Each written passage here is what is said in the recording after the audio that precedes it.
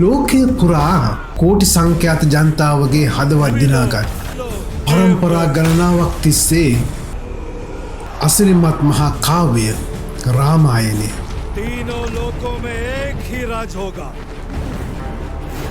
මහා භාරතයත් ලංකාදීපයත් එක්කල ඒ भगवान වීර කාව්‍ය රාමායනය වසර 5000කට වැඩි කාලයක් මුළුල්ලේ මහා භාරතීය ජනතාව රාජාදි රජවරුන් නරපතියන් සෙන්පතියන් බියගැන්වූ ඒ මහා නොමියන චරිතය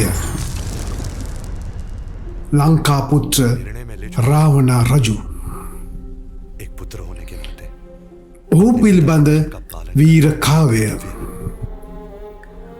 तुम्हारे लिए ඊයේ දිනේදී මුළු සිනමා ලෝකයම උඩු යටිකුරු කරවමින් की समय दिया था රාමායන නවතම චිත්‍රපටයේ और भाग्य ने පූර්ව ප්‍රචාරක දැන්වීම් පටය නිකුත් වුණා. स्वीकार है।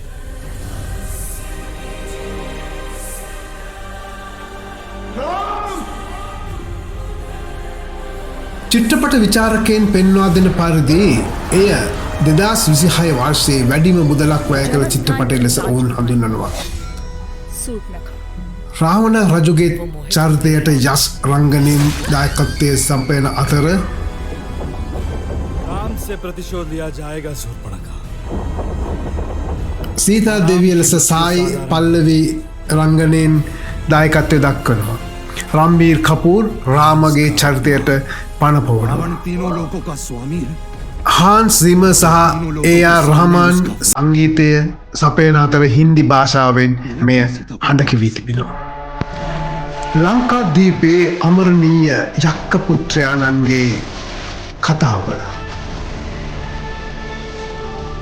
රාමායනය වීර කාව්‍ය